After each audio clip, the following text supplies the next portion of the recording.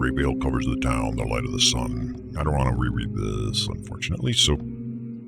yeah, something that might be following you. You swear there were shadows that were only visible for a fraction of a second. The parking lot in front of your hotel is completely empty. The chandeliers light your way into the foyer. Walk up the stairs to your room. Then you stroll. There's the mirror. I look simply gorgeous. Got a new haircut. Probably got food poisoning and diarrhea from that burger. Good day. Bizarre labyrinth. Well. It is barely necessary to switch on the lights. Just great. Now, should I freshen up off to bed? They both seem to lead to the same thing.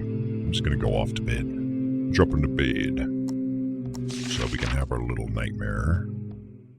Which we will... we did every possible option, it felt like, so... I'm gonna look over my shoulder. And then... I am going to... face the creature. No point rereading everything that we've already done. You close your eye. No, look directly at it. Okay, now we start. Panting, you wake up. What a nightmare, at least it's over now. I wonder if walking around the room might have done something different. I'd rather not find out right now. Look out the window, please. You approach the window, even from a distance. Boom, there's two peoples. They're staring up at you. Briefly, I wonder if these people might know anything about the missing children. Now, let us barricade the door with an uninjured arm. They won't come into your room at this time of night. You're a good girl. A blockade should buy you some time. It's almost as if the panic gives you superhuman strength. Without losing much time, you pile up cupboards and wedge them together to build a strong defense. Someone slips a key in the lock to your room from the outside. Your inside's cramped. How is it possible that the strangers have access to your room? But your grudge against Mr. Gilman must wait. You have other worries right now. Doorknob jerk. Someone pushes against the door, but is stopped by a furniture barricade. A few inches. That's as far as the stranger gets. Finally, the angry voice outside speaks up. Okay, does anybody here not have a mutated hand? Silence. Spellbound, you listen, but all you can hear is that beating of your own heart. Damn it. None of them have normal hands.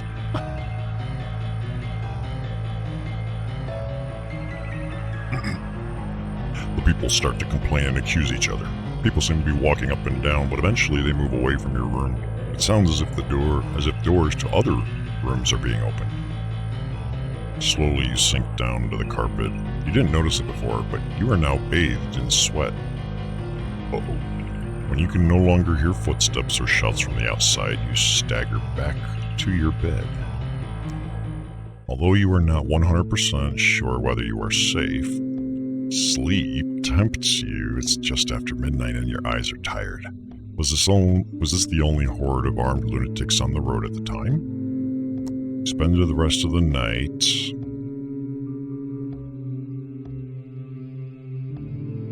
Ooh. How do we spend the rest of the night? You spend the rest of the night awake and alert under the bed, or comfortably cuddled into bed. Well, clearly we won. They must have already given up, right? But I'm afraid that if I don't get sleep, then maybe it's going to punish us. So let's see what happens. Let's be cuddled up in the bed. The bed is too warm and comfy for such unimportant things as staying alive to keep you from snuggling back into it. Relieved about your decision, you scurry under the blanket and lay your head on the pillow. You spend the night in a deep, dreamless sleep. Then it's dawn. In a haze, you walk into the bathroom and change. Your face in the mirror above the sink looks like it's aged by many years. You walk through the corridors, then down the stairs to the foyer. You give Mr. Gilman the key. I hope you had a pleasant night in our hotel. Very nice of you to bring back the key. Would you be so kind as to fill out our questionnaire? With a stiff smile, he hands you a sheet of paper and a pen. You rip up the paper, write obscenities in the different boxes, or fill in the questionnaire.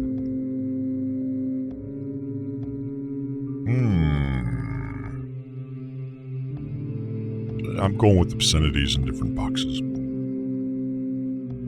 With an icy smile, you write the wildest insults balancing on the edge of legality that you can think of this early in the morning. When you put the pen down, you feel much better.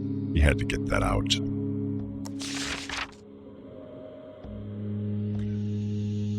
You'd love to ask Mr. Gilman questions about everything that went on last night, but an instinct that usually prefers to sleep advises you to get out of here while you can. None of the holiday makers that you met around town yesterday are anywhere to be seen on your way back.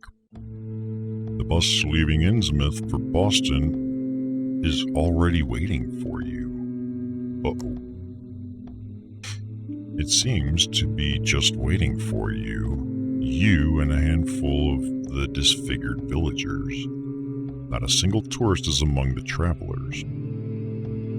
They were probably much smarter than you and all arrived by car. When the old bus starts to move, you decide to stop thinking about it. Months later...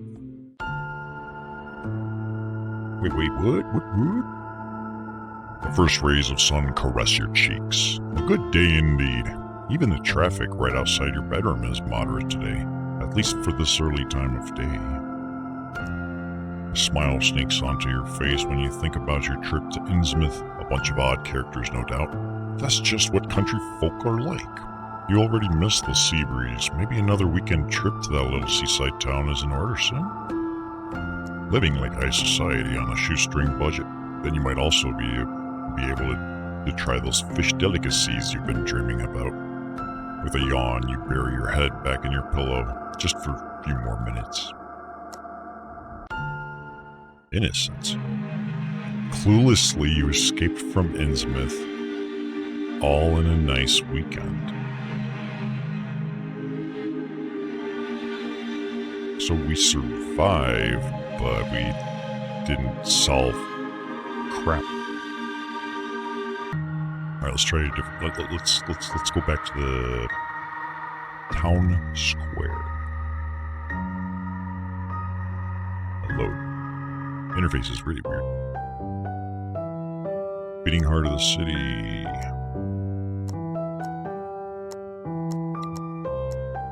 Let's see.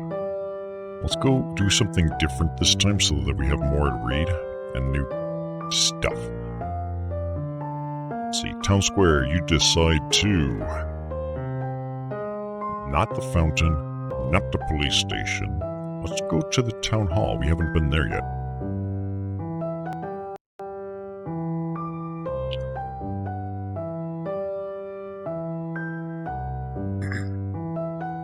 Innsmouth Town Hall. Impressed by its grandeur, you whistle as you enter the lobby. You glean a sense of the former wealth and prosperity of the place from before. Well, whatever it was that happened here. Oh, I butchered the hell out of that sentence. Let's try that again. You glean a sense of the former wealth and prosperity of the place from before, well, whatever it was that happened here. The red carpet runs across the white marble floor while the green velvet curtains on the wall unsuccessfully try to hide some of the cracks in the massive wooden beams. Specks of dust dance in the rays of light shining in through the row of grand windows. You look up to the ceiling and spot a massive candelabra hanging ominously above your head. It's exactly the kind of thing that would drop on the baddies in the fourth act of a caper movie. A series of ancient corridors go off the sides into the belly of this bureaucratic beast. There must be offices with sinister civil servants dotted all around this place. Here in the foyer, only every third of the few counters is actually manned. With this kind of morale among the people running the town, it's no wonder everything's a bit off. The clerks who are working seem to have placed bets on who can move the slowest. A very normal town hall indeed. What would you like to do now?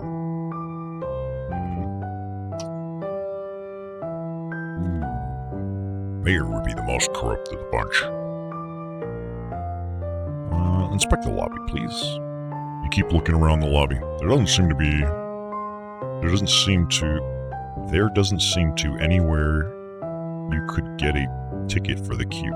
Presumably, even one of those old rolls of paper would be too novel for this place. The patrons are simply sitting on the benches, and some higher power seems to let them know when it's their turn. Many people in Innsmouth simply don't get bored, but you are surprised that you can't see anyone among those waiting who has brought a book, a magazine, or any type of technology to entertain themselves. No chats between parents, neighbors, or strangers, only people waiting in silence. You feel a bit uncomfortable because you're gawking at people, but you can't help it. You want to catch them doing anything, even if it's just blinking. But after a while, you give up. You have a case to solve after all. Let's go directly to the mayor. You can't just sit around and wait. You walk along a few of the dark corridors until you come by a massive door with shiny oak wood panels. It's bigger than any of the other doors, so this must be the right place to come. You walk into the room and lift your hand to shield your eyes from the light. A bright and clean office, just as if you've stepped into another dimension. A man in a fitted suit and lots of gel in his hair looks up and gives you a formal smile. Come in, how may I help you? Next to him, on a much smaller gray desk, sits a hunched figure in a cowl. Must be the assistant. The man rushes you. Hello. Oh shit, he looks completely different than anybody. Hello. The assistant now gets up too and walks behind the mayor so as to follow your conversation better. Judging from your colorful clothes, I can already tell you're not from here. He points at your trench coat. I'm Mayor Von Pawn. Welcome to our beautiful town. I hope you were enjoying your visit. Shit. Oh, don't say anything. I know exactly what you're thinking. You heard about our idyllic little seaside town and have come here to experience it for yourself. Maybe you've even chatted with a few of the locals here, just an innocent chat, as you do when you visit a new place. You talk and notice more and more that people here are different. They're quieter. You could call it humble, even. You start to feel dizzy. How long is this guy going to talk without pausing for a breath? You've got to understand, though, the courageous people in this town are honest people. Fishermen, weather-beaten farmers of the ocean, the oldest trade in the world. They're not so well-versed in marketing, so I'll be the first to admit that at times they can appear odd to people from outside of town. Really, they all have a heart of gold. Ooh, what brings you here? What is it that you do as the mayor of such a remote town? The better question would be, what aren't you doing? What is it that you don't do then? Oh, one moment, please. The mayor leans over to the side, and his advisor whispers something into his ear. Of course, no one is not involved in any illegal activities. Neither is one a Manchurian candidate for the esoteric order of Dagon. Wait a minute, what? Neither is one Manchurian candidate for the esoteric order of Dagon. Oh. Huh? The esoteric order? The esoteric order of Dagon? What is that supposed to be? The local yoga club? Yes, that's right. You're not from around here. The EOD is the most popular party in Innsmouth. Since its rise to power, the sad and gray fishing village has turned into a vibrant tourist destination. We are so close to getting our own map's entry. The advisor whispers something into the mayor's ear. Oh, it appears our request for a map's entry has been declined, but I've got a good feeling about next year. Wait, you're not on any of the global search engines? We're a bit under the radar here. There's no mobile reception, or something is messing with other technical signals also. My party tells me that this will change soon. Eyesight. The whole world will hear about us, whether they want to or not. Not sure what they mean by that, but sounds like free publicity to my ears. This guy sounds like he's a puppet. Let me just mention the missing people. Are you aware that a lot of people have gone missing in your town? The advisor whispers something. We can't be sure 100% what happened to these people. Maybe some of the people here are missing some of their old friends that they haven't seen for a while. I myself, for example, really miss the tiger who used to appear in those cornflakes ads. That tiger still exists.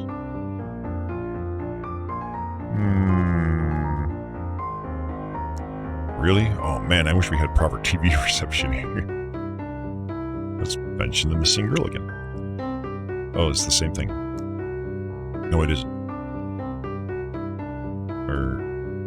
Did you know that little girl has gone missing? Oh, that's terrible. I hope she'll be found. You should definitely help alert the authorities. The mother got in touch with me. She came into my PI office and hired me to find the girl. The advisor tugs on Von Pawn's suit and whispers something. I've just heard that I should not get involved in such precarious matters if I want to keep having a career. Oh. The mayor smiles and simply stares.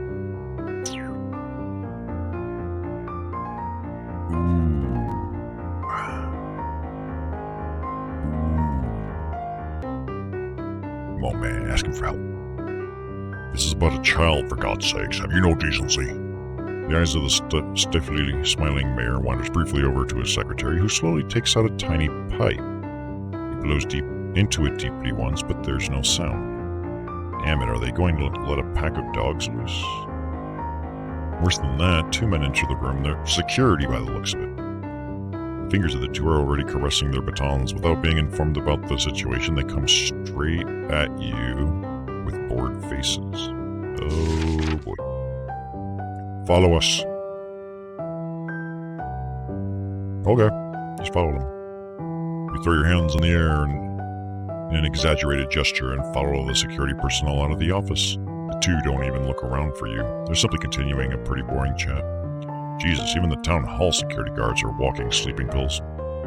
All of you wandered through the corridors.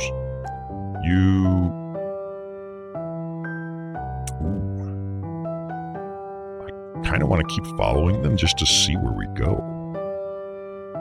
Probably somewhere bad. Which is all the reason we need. Let's keep following them.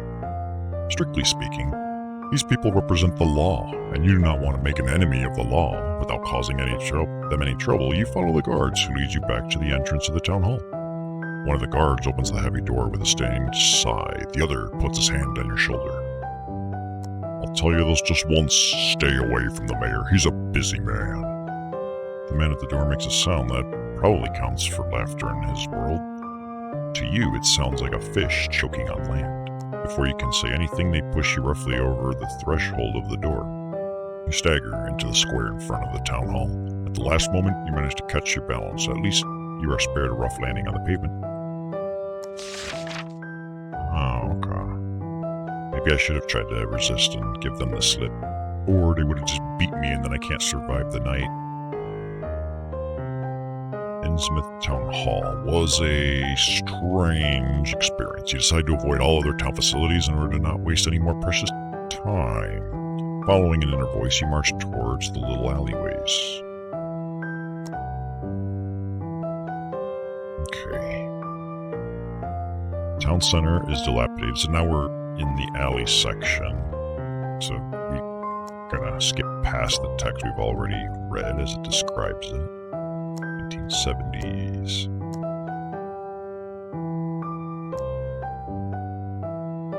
We're gonna go straight to the arcades. And then we're gonna skip all this text again. And then we're gonna try and brainstorm and decide what the shit we could do. Now we haven't tried doing this, so this cocktail of synth effects annoys you already. You can stand a lot, but you're a bit worried.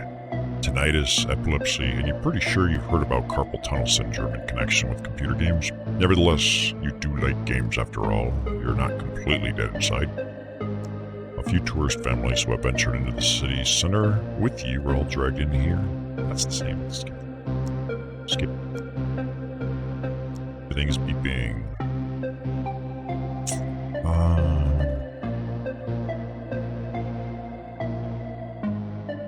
Let's see, look for the missing girl. Will it be different? No matter how tempting it may be, you don't have time to enjoy yourself now. Tabitha might be one of the children running around. We've read that. We've read that. Maybe you'll be able to improve your own reflexes, so we still end up playing.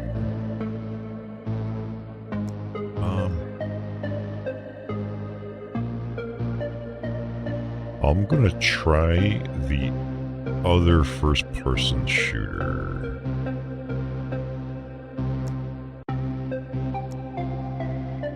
Let's just make sure Quark has too long of a line. Can't possibly wait until midnight, that's the same. So instead of doing that one, let's do the Doom. The Boom. Boom, another classic in the shooter genre. Boom is about demons from hell who have taken over Research Lab on Jupiter. Was it Venus? That's all you can recall, but it's been a while and you're a bit hazy on the details of the story. You, Q for Boom. You have made your choice. You join the throng of people watching the current player Boom. The screen shows the dark corridors of a space station, and every so often hellish creatures crawl out from their corners to attack. Red pixelated blood splatters on the screen when the demons are being fed. When the demons are being ripped apart by bullets from the 5-barreled shotgun. After several players bite the dust, it's your turn. That was faster than you had anticipated. You put in all the coins you have left over, and your hands wrap around the neon plastic gun. The screen turns black. The message, "Prepare for Boom," comes up on the screen, and you get ready. All you have to do now is shoot. By Jove, you are shooting. Strategically? Chaotic.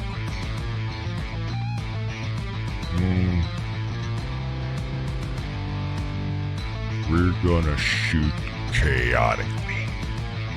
You blindly and incessantly fire in all directions. That has always been your formula for success. You wave your gun about and keep randomly jabbing at the trigger. Indeed, afterwards, everything's dead. Your audience, however, is less impressed with your gaming style. What a noob. Locker. Sadly, there's no time to find out whether these were compliments or insults. Your shotgun bullets have a rendezvous with demon brains. The second level, your lift arrives at a lower floor of space station. Where's it hell? Your opponents are getting stronger, and after surviving a few more dingy corridors, the first challenge appears. First real challenge appears. There you go. Correctly. Waves and waves of demons attack you as you try to protect a computer console which is controlling something. This game would be ace if only it accepted that there's no discernible plot. Face the demon hordes by running circles around them. These creatures must be wishing themselves back into hell while you rain down bullets on them. Anyways, moving like a human tornado, you sweep across your enemies. The massive juggernauts and amongst your enemies try to attack you, but you manage to dodge them easily. When the demon waves slowly subside, your awestruck audience congratulates you. Whoa, barely lost any health. There's even some applause. Level 3, supported by your growing fan base, you secure the mine shaft and nothing stands in your way. At some point, you can't withstand increasingly difficult opponents. When you have to shoot one of the demons into his open heart, the weakness of your line of attack begins to show. Not long after, you're surrounded and torn into pieces in an impressive bit of animation. Not too bad.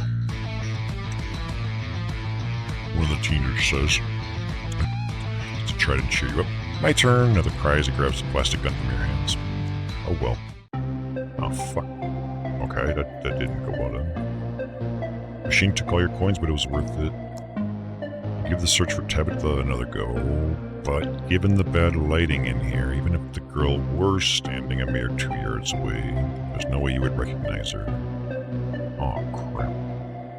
Walking around the machines a couple of times, you give up on finding her in the arcades. You leave the arcade on wobbly legs after all the flashing colors. So now it's identical. Damn. Okay, so everything at this point is the same then. After all, you're paid in advance. Time to go to the hotel. Okay, we're gonna go back to the town square. That arcade is the key.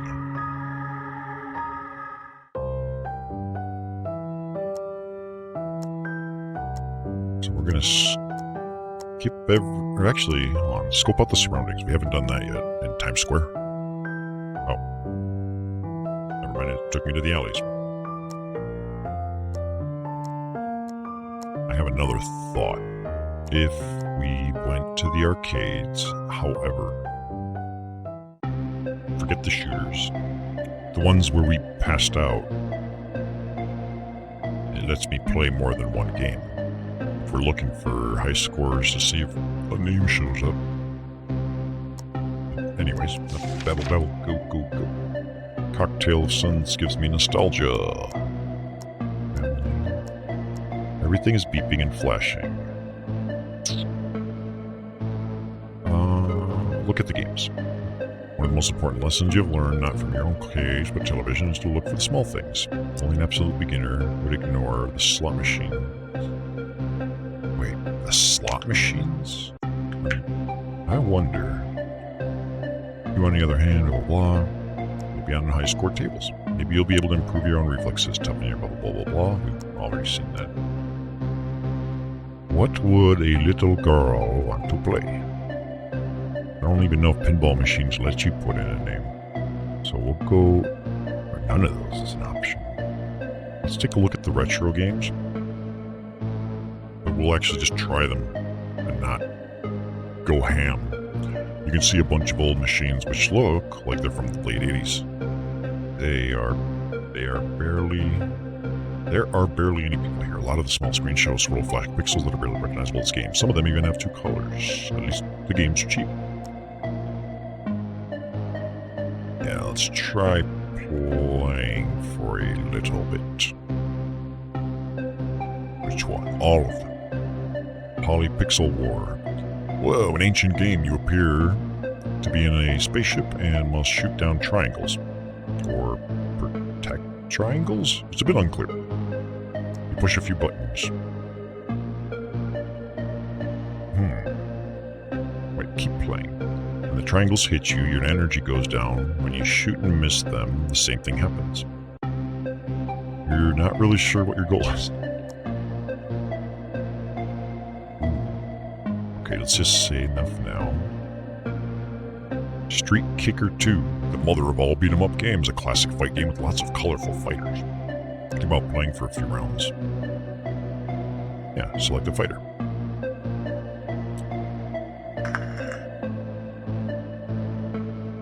Off we go. You've quickly identified the buttons for hitting and kicking, but you don't know yet how to do any special maneuvers. The second opponent beats you up badly. One more. Put in a coin. Just by random experimentation, you manage to find the block move. You expertly wait until your opponent attacks you and then surprise him when he prepares for a special move. You manage to clear the level. The timings of the next opponent, however, are less clear and you're knocked out again. Alright, I'm gonna say give up. The figure of your opponent stands above you, scoffing as the timer runs out mercilessly. You decide you've wasted enough money on this machine and start looking around the arcade again. A familiar sensation hits you. The nagging feeling that you could have made it if only you had tried. Stupid game. Okay, that sounds like a hint.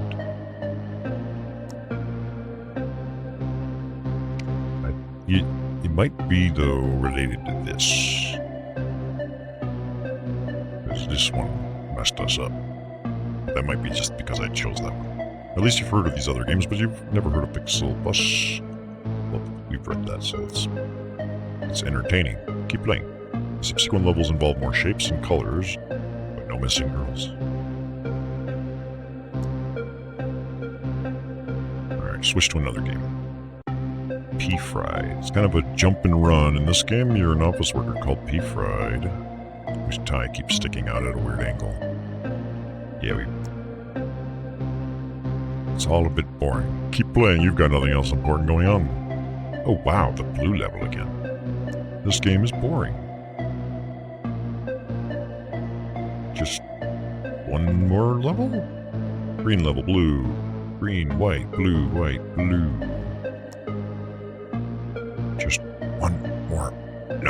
switch to another game. Think about which classic games to play. Take a step backwards. The shrill colors still burning on your retinas. Maybe not this one. Let us take a look at the pinball machines. On one of the walls, there is a row of pinball machines. Curiously, no one is playing or even looking in the direction of the machines. It's as if there's an invisible barrier that you have to cross to get into the area. Not even the unlicensed 80s movies themes seem to be of interest to anyone. Perhaps it's not so surprising after all. Who would try to chase after a real metal ball if they can hunt down virtual demon zombies? The good thing about pinball machines is that they're cheap. You only need a few coins and you don't have to queue. Out of the 3 machines available, you go for the one with the vaguely recognizable, but definitely not licensed, science fiction theme. The machine's barren spells finally come to an end. You put in a quarter and it rumbles awake from the deep slumber. It lights up and the pinball shoots out from the bottom right corner onto the playing area and starts jumping around between the bumpers. This is great. You had forgotten about how cool reality can be. You see the 2 buttons on the side of the machine, you can move the flippers. When you play, you are considered and focused. The ball flies into the upper regions of the machine, bounces on the bumpers, and lands on one of the higher up flippers where you manage to hold it. Your fingers frantically jab the buttons and the flippers go up and down. Then the ball slowly rolls down a little shaft on the side, closer and closer to the void. You start screaming. It's pure adrenaline. The frantic flippers manage to lift the ball up a fraction, but then you drop it right down into the middle. You've lost the game. You've lost before the game has even properly started. The machine flashes and beeps, almost as if it were laughing at you. Now you know why no one else is playing the pinball machine. You step back, put some distance between you and this hellish machine. You still have 2 games left over, but you'd be happy for someone else to suffer through them. You decide to go back to the center of the arcade. Shoot. What do we do? Because maybe that Q might be the key. None of those. Let's see. Ridiculous. Even an ancient C64 has more exciting games on offer than this arcade. After you've reassured yourself that all the machines in this place are not worth your time, you decide to focus on your mission again. Look for the girl, again. Give the search for Tabitha another go, but given the bad lighting in here, okay, that's all the same. Oh wait, what? You leave the arcade on... Oh, no! After all the flashing colors, incessant beeping and shooting, you welcome the dullness on the shopping street. No, no, no, no, no, no, no, no. No, no, no, no, no. No, no, no, no,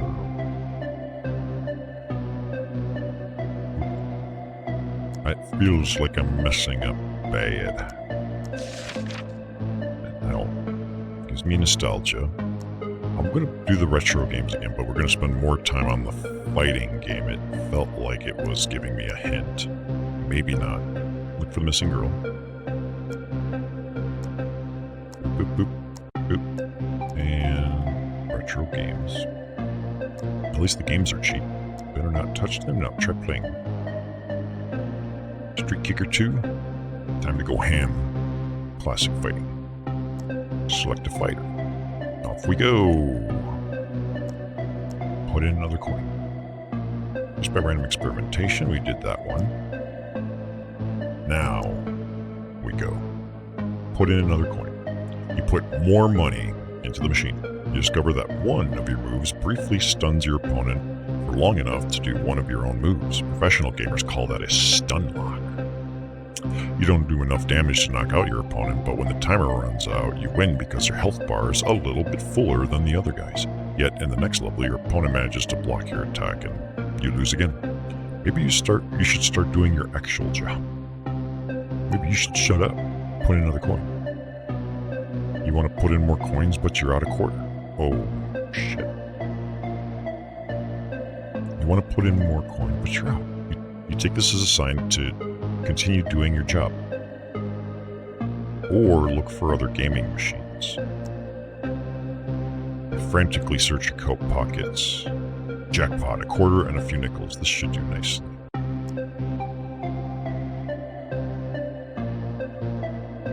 Does that mean we don't have enough to do the shooters?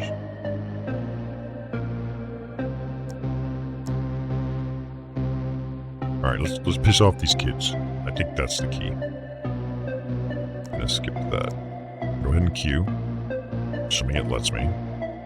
Black t-shirt, black cargo pants, black beanie, and your brown trench coat, or something or other. Right in front of you is a child who only reaches up to your hip. Ask the people how old they are. Hey, you probably a little child. How old are you? You're asked, trying desperately not to sound too much like a creepy adult. Why do you care, he says, and rolls his eyes. You elbow the next person in line in the ribs. His friend also turns around. He's wearing a boats and hose cap and some golden chains. Now, should I insist on the age, or should I just piss him off with the cap? Let's repeat the cap part. Boats and hose, do you even know what that means? The boy's jaw drops, but his friends come to the rescue. What's your problem, man? He's wearing hip-hop merch, but he hasn't even gone through puberty. What do you two squirts know about the hard life of a gangsta? Why? What do you want to know about it? What do you want to know about it? The boy asks in a high-pitched voice and adjusts his cap. I'm going to take his cap and throw it into the crowd. Without saying a word, you grab the ridiculous cap and throw it carelessly over the machines. Hey, they both protest. Annoyed, they leave the queue and go into the general direction of where you threw the cap. That noob really owned you, man. You hear the smaller of the two say, and they're gone.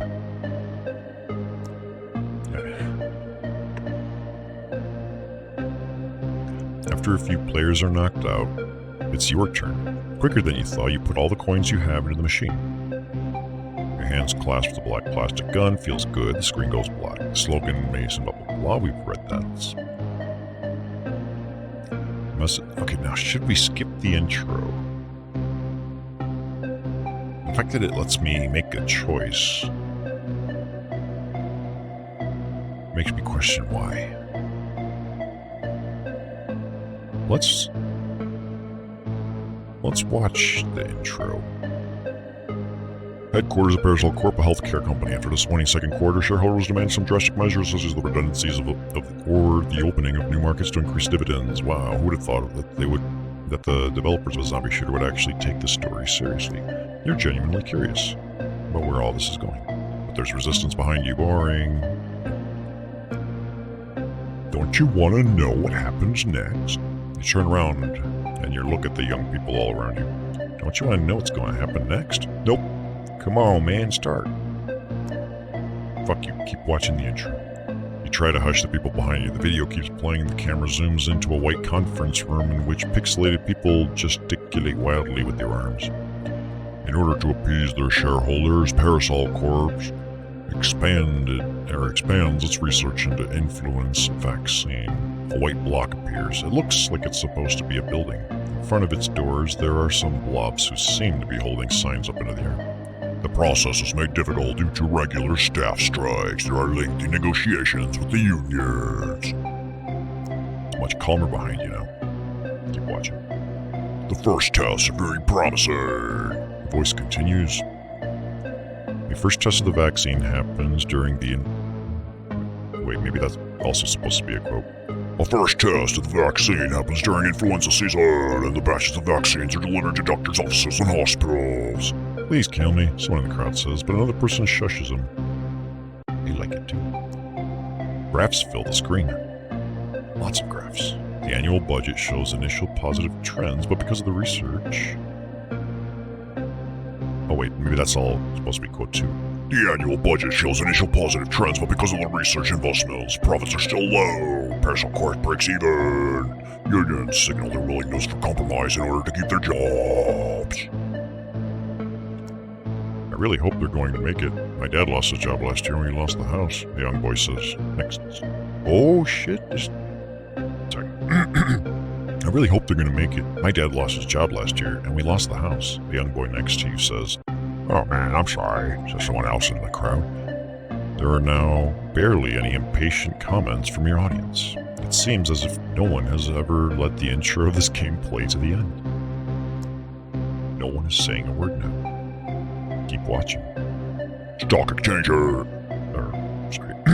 Stock exchange developments and more grass result in a conflict with the unions.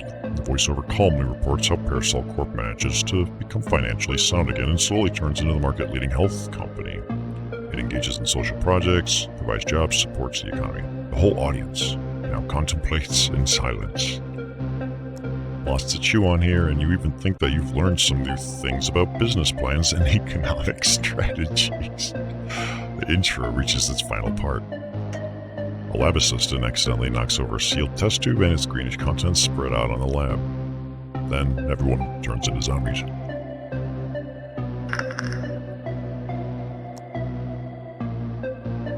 Well, that was a bit disappointing, someone murmurs behind you.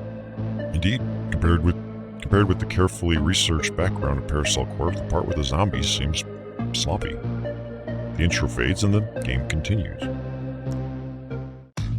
Oh, now it's all the same again. Shoot. Shoot at the pixelated heads and at the enemies. I'm gonna skip through this since we've already done that. Okay. As you move out of the line, you cannot believe your eyes. In front of you stands Tabitha Marsh. Wait, what? She waves at you excitedly, her bug-like eyes sparkling. You are the first player who looked at the story. Now I finally know how Parasol Corp started. Many people don't really pay much attention to the story in game. We did it. We found her. That's right. We found her. Ugh.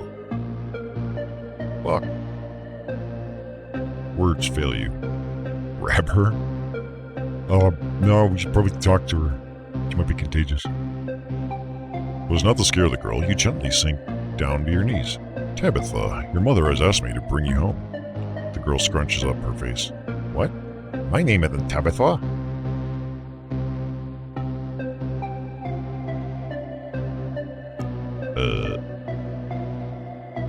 Sure ask her name. It's difficult to tell the girl's age. The shape of her head suggests that she might be suffering from a kind of illness that impacts on her growth. Is she confused or simply in a difficult phase of puberty? What's your real name?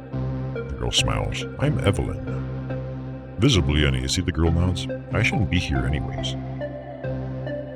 Finally, you found the girl. Now you only need to pick up your reward, and then you can finally leave this dump of a place and relax at home. Shit, maybe I should have shown her the photo. Evelyn starts making her way outside, passing by other families and their children. Luckily, no one seems to suspect anything. Untoward is happening, and you finally reach the exit. Okay, off to! You flip the Polaroid over for the address that Dahlia had noted down on his back. 43 Shogoth Avenue. The girl shakes her head. That's the wrong address. Wrong? What do you mean wrong? Why would your mother give me a wrong address? The girl rolls her eyes. It feels like something skipped, or I thought she was leaving, and the girl rolls her eyes. I don't know. Can we go now? Our house is not far from here. So we are taking her. You should have foreseen that it wouldn't be that easy. Oh shit, do I follow her? Or do I go to the address we got written down? Ooh. Oh no. Let's follow it, I guess. If her real address is somewhere close, it should be easy enough to find out whether she's lying or not. You give in and put the Polaroid back in your coat pocket. Okay, you lead the way.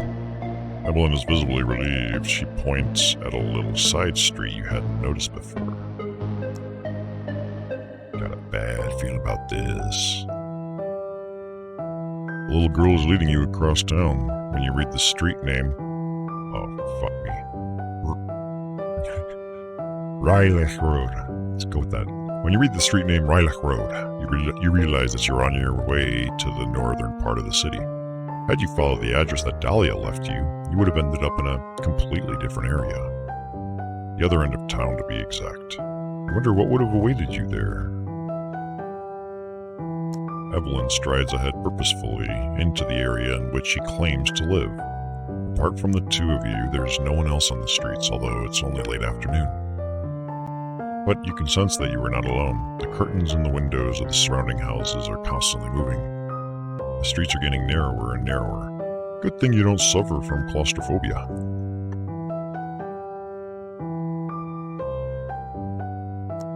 Evelyn isn't speaking. Talk to her then.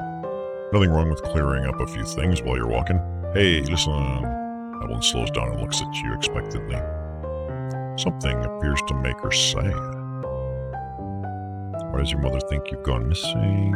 Talk about games or... Yeah, what? Let's go with that. Why does your mother think you've gone missing? The girl's face falls and she looks back down on the footpath. I don't know. That was too direct, it seems. She's clearly hiding something, but your question has scared her off. While she keeps leading you along the road, you wonder how you can coax something out of her. Here we are. Oh, fuck, I should have talked about video games. Here we are. By now, you've left the narrow alleys of Old Town, and you're standing in front of a wonky metal fence. Behind it, an old-fashioned mansion on a little hill. A surprisingly grand property, considering that in the rest of the town, people appear to live like sardines. Evelyn and you stand there for a little while.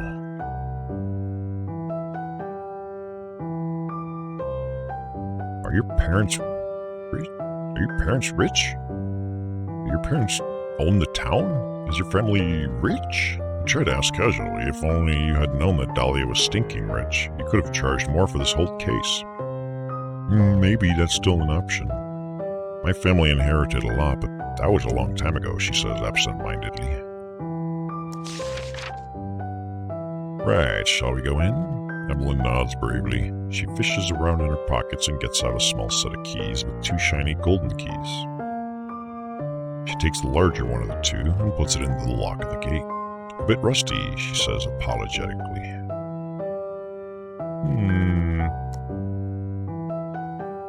This is a trap, isn't it?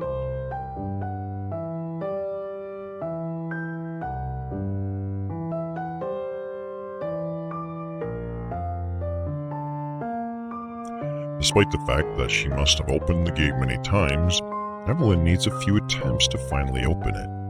After it finally makes a loud clicking sound, the girl pushes down the massive door handle, and the gate swings open. The gravel makes a crunching sound under your shoes. You've made it halfway to the house when you start to consider a few things. In a few seconds, you will see Dahlia Marsh again.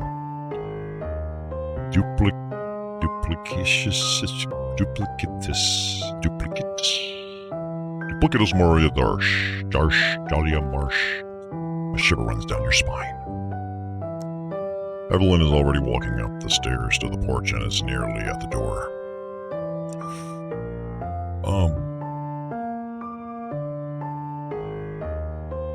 Wait a second. Your sixth sense for danger and unpleasant conversations has been triggered. Wait a moment, you say.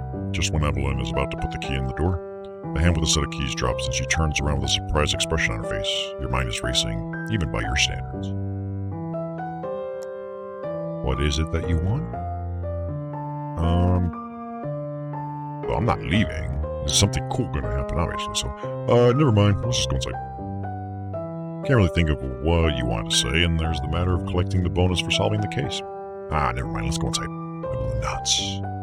The girl puts the second key of the covenant into the lock and turns it around. The door opens with a creak. The beams of the walls growl deeply and menacingly, as if you were standing in front of the mouth of a lion. Evelyn gropes for something in the darkness. You can hear a soft click and the corridor is flooded with light. The entrance area of the house alone offers so much space that a smaller house could fit inside. A wide, white lacquered staircase leads up to the higher floor. Your steps are commented on by groaning floorboards. Mother, the little girl cries loudly into the house. The clinking of glass, the ever-accelerating sound of high heels. The light goes on in the room next door, and shortly afterwards, the doors opened wide. The backlight gives Dahlia Marsh's face demonic features. When her gaze falls on her daughter, her eyes reflect anger. When she sees you, horror. I wonder if all mothers in Innsmouth react in this way when they are reunited with their lost daughters. I think I know what happened. I think I understand. I'm going to keep it to myself for now. You. Hello, beautiful. You've given up on professionalism at this stage. You can't help greeting your client with a wide grin. The expression of outright horror is still on Dahlia's face while the little girl keeps looking back and forth between the two adults. Dahlia holds her hand in front of her mouth, an antiquated gesture which reminds you of old films in which men had strange beards and the women wore corsets. She recovers herself quickly, and an affected smile spreads on her lips. How nice to see you. Before you can reply anything, she kneels down gracefully and gently ruffles her daughter's hair. There you are, Angel. Are you okay? Evelyn nods, but she's not actually said anything ever since you've entered the house. Dahlia seems to be satisfied with this response. Apparently, completely recovered from her initial shock, she gets up and gives you a dazzling smile. Dinner's almost ready. Why don't you say so? We can discuss everything. Why don't you stay so we can discuss everything? Her smile is tense. Dinner sounds splendid. A bonus for a solved case and a free meal. If only you'd brought your Tupperware. Maybe you can clarify some things over dinner. I'd love to, you say, and Dahlia claps her hands excitedly. She turns to her daughter and purrs. Darling, please go to your room. I'll bring up your food later. It's time for the adults to have fun. The girl rushes up the stairs. The time has come, only you and Dahlia. She absent-mindedly strokes her hand over her décolleté. Please come through to the dining room. Follow her. You follow Dahlia through the house. The property already looked grand from the outside, but it's even more impressive inside and looks even bigger. At least that's what it appears to be. But perhaps you should simply watch fewer British sci-fi shows. Let's look around. The first room you enter is a kind of living room for dandies. It has everything a stinking rich fellow on the East Coast would require to spend a relaxing Sunday afternoon. Bookcases that reach up to the ceiling, a whiskey bar, a lit fireplace with winged chairs close by, and of course a conservatory where you can stand and swing your whiskey glass while watching the seagulls outside. The adjoining dining room is furnished simply, but has an ominous and oppressive vibe about it. A massive, long wooden table stands in the middle of the room, and an elaborate candle holder provides a warm, soft light. The walls are hung with portraits of those who must be the ancestors of the family. Just opposite where you are standing now, a door leads into another part of the house. The table is set for 3 people. A young redhead in a black and white maid's outfit is already in the room when you enter. When she sees you next to Dahlia, she is unable to hide her surprise. Guests seem to be rare here. Without introducing you, Dahlia walks up to her, and the two of them exchange a few whispered words. Without looking you in the eyes, the maid leaves the room through the door you just came in. A lot of secrecy for a simple dinner. Dahlia spreads her arms invitingly as she walks back over you. Please, make yourself at home. Take a seat. She gestures to one of the empty chairs. Look around. The paintings really draw you in. Apparently, to be immortalized in a portrait that will eventually end up on one of these walls, you only need to fulfill a couple of criteria. Have bloodshot pop eyes, and be able to pull off whiskers or stern pinned-up hairdos. The brush strokes are harsh, just like the people that are being depicted in the pictures. Bad tempers seem to run in the Marsh family. These faces stand testament to an unpleasant and aggressive personalities, and you don't recognize any of them. You do as you're told. You carefully fold your trench coat over the back of the chair. You assume that it will take a while until the food arrives, so you take off your hat and place it on the table. The table is absurdly long. This is how you've always imagined criminals having their Sunday dinner. Everyone would have to talk very loudly just to be understood by the other people at the other end of the room. But they're more pragmatic in the Marsh family. 3 covers are all at the same end of the table. Soft plopping sound of a cork pulled out of a bottle focuses your scattered thoughts. Then Dahlia suddenly stands next to you with an open bottle of wine in her hand.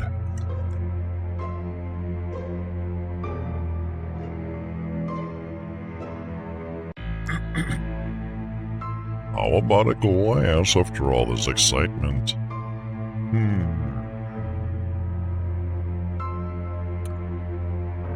How do we approach this?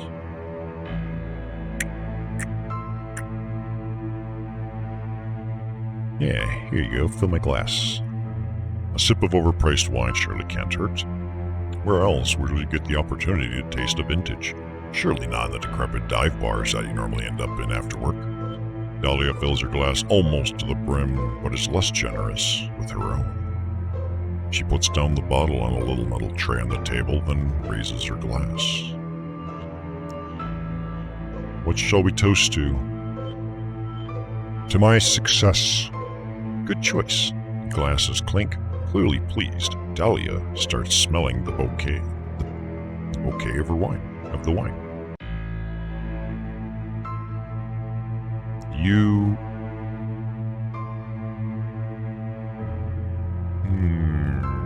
Take a sip. Chuck, chuck, chuck. You greedily take a big gulp of the expensive drink. Are you supposed to feel bad about your manners? Dahlia doesn't seem to mind. On the contrary, she seems to be quite amused by it. It's as if she's poisoning me. Perhaps you should skip dinner and have a look around the wine cellar. Then again, perhaps it wasn't such a wise move to drink on an empty stomach. What was the alcohol percentage of this wine again? Your head starts spinning. Suggest having a look around the wine cellar or talk about the Middle East. Let's have a look in your wine cellar, huh? You begin to make a witty remark, but your speech is completely slurred. How embarrassing. Oh well, this day is over anyways. Perhaps it had been even before it even started. You take another big gulp and afterwards you feel worse. When you try to put down the glass, the table suddenly flips 90 degrees, as does the rest of the room.